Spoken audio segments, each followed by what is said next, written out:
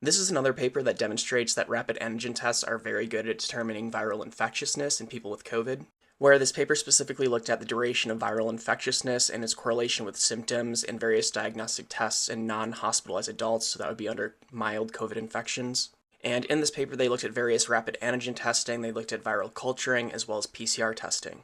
In this study, they performed serial nasal swabs, which just means repeated nasal swabs over time, where these nasal swabs would then undergo different types of testing. So for PCR testing, they'd be undergoing viral RNA testing. For the different rapid antigen tests, they'd either be targeting the nucleocapsid protein or the spike protein. And then for the viral growth cultures, they'd be testing for replication competent COVID. And what they found for the 95 adults tested from symptom onset to first negative test result was that the median time in the study was 9 days for spike protein tests, was 13 days for nucleocapsid protein tests, was 11 days for viral culture growth, and was greater than 19 days for viral RNA testing by PCR. Interestingly, what they found is that neither viral RNA nor symptoms were associated with culture positivity, meaning that if you are symptomatic or asymptomatic, or if you're positive on a PCR test, that's not a good indication if you're infectious to others or not. However, just like the other studies we looked at, the nucleocapsid protein is strongly associated with culture positivity, meaning that if you're testing positive on a rapid antigen test that's targeting the nucleocapsid protein and it's positive, then you are very likely infectious to other people. But again, as a reminder, just because you're negative on a rapid antigen test, it doesn't mean you're not infectious, because there's a window before you're first positive where you're still infectious to other people, and then there's a window at the end of your infection after that first negative where you're still slightly infectious to other people for a period of time. And one of the major conclusions of this study is that most adults have replication-competent COVID for 10 to 14 days after symptom onset. But it's incredibly important to note that while this study was published in 2023, the data is from November 2020 to November 2021. And we know from other studies that the duration of infection has actually increased over time as COVID has continued to mutate, where the median infection is now 22 days on these nucleocapsid protein rapid antigen tests, meaning that it's nearly doubled from what it was early on.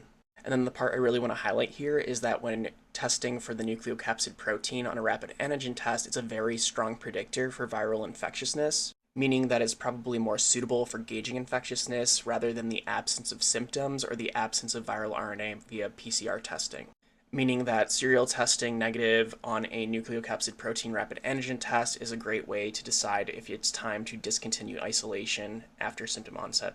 Now, I've shown you COVID viral culturing as a proxy measure for replication-competent COVID in several papers at this point, and you might be thinking, well, why don't we just do that every single time? Well, the thing is, COVID viral culturing is an imperfect proxy for gauging infectivity or contagiousness to others, meaning that it's not necessarily going to be a one-to-one, and this is because we haven't pinned down exactly how to do these COVID viral cultures consistently and really well. As always, there could be issues in the test itself, so running the test, you could have messed it up somehow.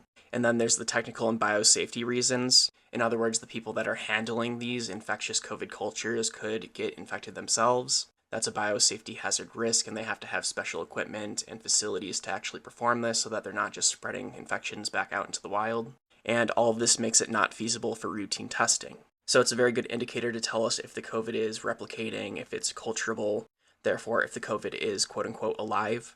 But it's not something that we're going to be able to do on a mass scale.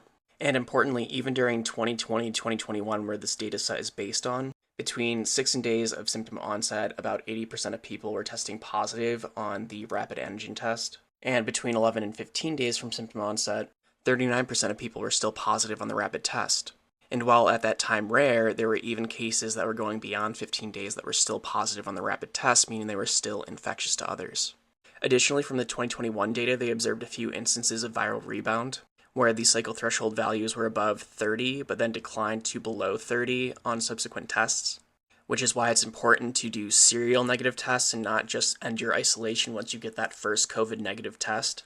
But to emphasize again, if you're positive on a nucleocapsid protein rapid antigen test, there was a high risk of infectiousness to others, but the same was not found for positivity on a PCR test. And additionally, even from 2021, most participants reported COVID symptoms through 14 days.